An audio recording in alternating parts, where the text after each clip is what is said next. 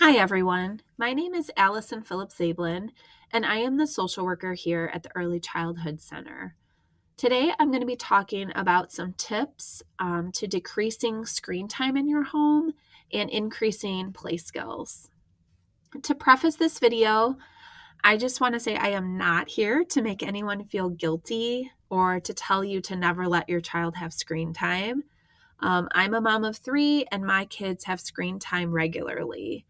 So we are just going to talk about some how to set some parameters around screen time and find that balance in your home, and how to encourage your child to engage in play as their primary form of learning and entertainment throughout the day. Just talking a little bit about play. Play is important. Play for preschoolers is how they learn. So preschoolers learn best through interacting with their environment or with other people. They really have limited learning from television because they need that back and forth interaction. And screen time is a very passive activity. We know that play is really good for kids' physical health. It gets kids up and moving their body. Kids tend to do less snacking as well when they are engaged in play. Um, and we know play reduces stress in children. Kids are able to make sense of their world and their experiences through play. So you'll see kids reenacting an experience that they had at home or at school. And it's kind of their way to organize their thoughts about it and to express through play what they might not be able to express verbally. We also know that play just promotes really important skills that kids are working on at this age. Those physical skills like running, jumping, the more fine motor skills with their hands, social skills, taking turns, listening to other people, working together, those emotional skills. So being able to recognize the feelings of other people, controlling their impulses, expressing their feelings and their worries and their experiences. Play promotes those cognitive skills. Kids learn to focus, how to solve problems, how to think abstractly, and to, recall through their memory. And then those creative skills. Play promotes how do you imagine, create, solve problems, explore their ideas. All of those are really important skills they can learn through play.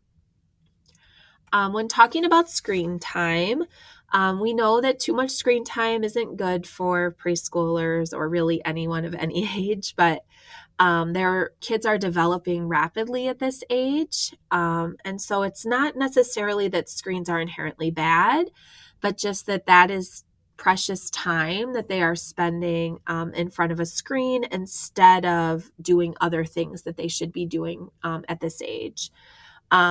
And too much screen time can contribute to developmental delays. And then down the line, we know that too much screen time can be linked to depression, anxiety, sleep problems, obesity. So it's a good idea to kind of work on these habits at an early age to kind of avoid those things when kids are a little bit older. The recommended screen time for preschoolers is less than 1 hour a day. We know that most preschoolers are having at least double that, if not more. One exception to that is video chatting with grandparents and family members. That is a okay form of screen time, they say, because there's that back and forth interaction as they're talking to their family members. Just thinking about ways to kind of rein in that screen time and set those parameters. Really setting time limits is a good idea. Setting a timer is one way to do this. Telling your child you can watch one show and then we're going to turn it off. And then also giving kids the ability to turn off the screen themselves. That's just a little trick that tends to kind of give them some control over the situation and can be helpful.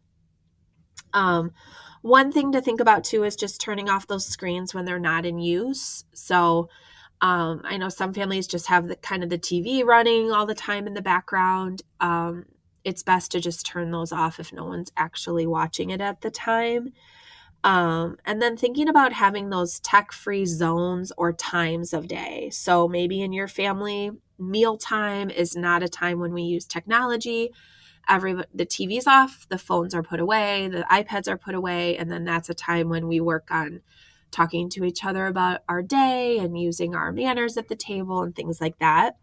Um, Maybe kids' bedrooms are, a time when you don't have technology. That's up to you, but sometimes setting those rules in your family can be very helpful for kids. It seems like once they kind of learn that that's the rule, over time it gets easier and easier to enforce those rules. One thing to remember too is that they really recommend that devices be turned off at least an hour before bedtime. There's a lot of research that shows that if kids are using those devices right before bedtime, that it can just contribute to sleep problems in kids. And then just remembering to set a good example. I think even we as adults can, kind of get addicted to our screens or our phones and can get lost scrolling through things on the internet. So just remembering to kind of set that good example and to put our screens down as much as possible in front of our kids. If you are going to do screen time, some screen time is definitely higher quality than others. So there's some television shows out there that are better than others for kids. They tend to have a slower pace. When things are moving really fast, our kids' little brains just can't keep up and comprehend the storyline, and it can just be visually kind of overwhelming for kids. Um, Shows that have educational content. I listed some out there that are better quality shows that kind of have that slower pace and that good educational content as well. Common Sense Media, I listed this website because this is a really great website for checking if content is appropriate for kids. So I know in my family, if we're going to a kids movie in the theater, you can read on there what other parents are saying about the movie, anything from, language or if it's too scary, those kinds of things. And then one way to kind of increase the quality of screen time is to think about sharing in the experience. I know sometimes, we have other things to do, so the TV can kind of occupy our kids and keep them safe. And that's fine.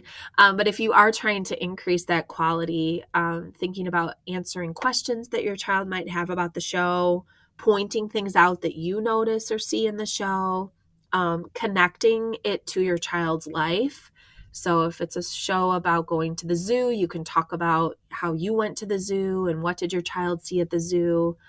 And then even acting out the story can be a good way to think about retell and how much did they, comprehend from it. Okay, talking about toys, it's good to remember that some toys are kind of better than others for increasing those play skills. Open-ended toys tend to be better than closed-ended toys. So open-ended toys are toys in which the same toy can be used multiple ways. So some examples there: blocks. We can build a castle with blocks. We can build a racetrack with blocks. There's so many different things you can do with blocks. Even a blocks could be food. A block could be a telephone. So those are great. And there's a bunch of different toys listed there. Open-ended toys don't have batteries or buttons.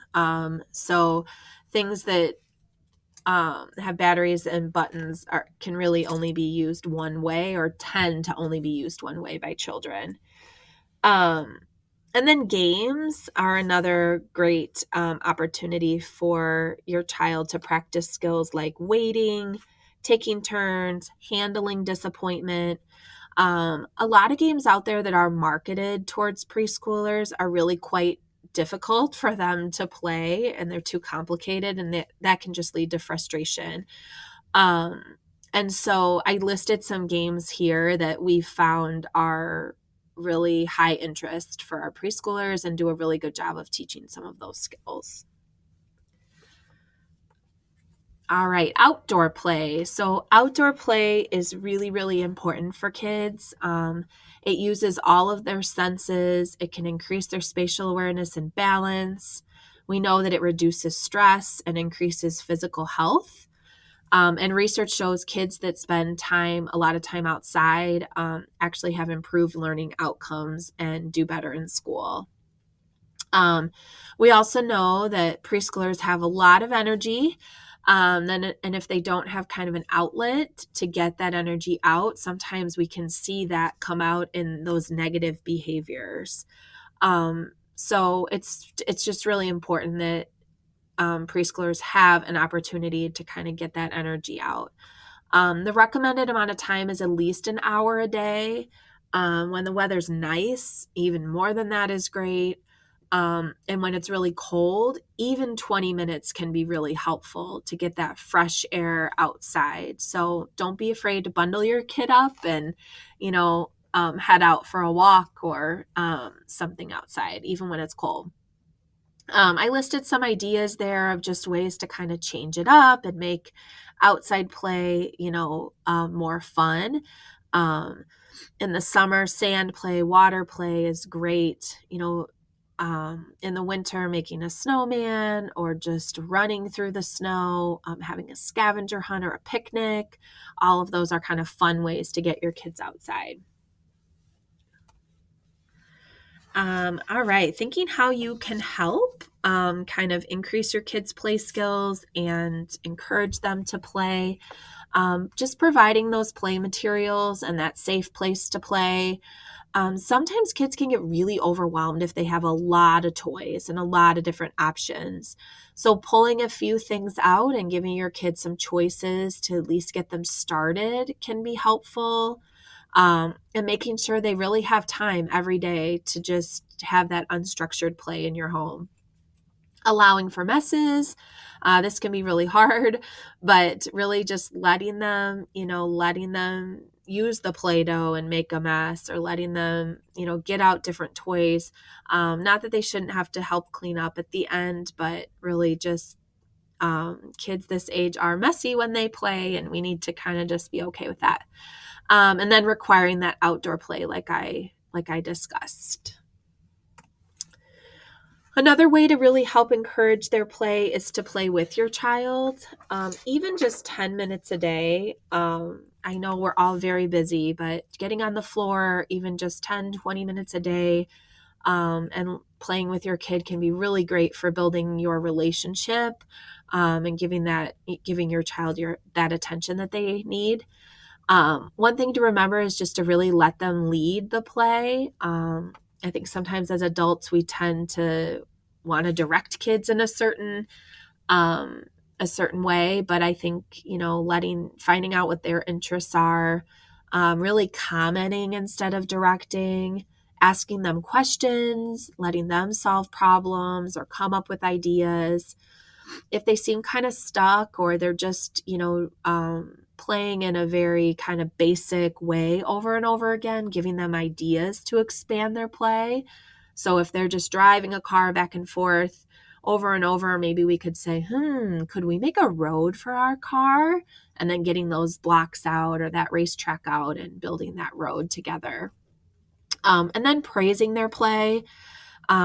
Kids, respond to praise. And if they see that you're excited that they did something cool, they'll be more likely to try something new again. So we really want to praise, creativity, praise risk-taking, praise new ideas, and persistence with problems can be really important for kids.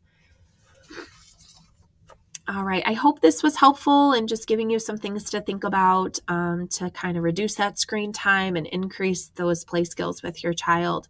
If you have any questions or comments, I would be happy to speak with you. So I'm going to put my contact information here on the screen.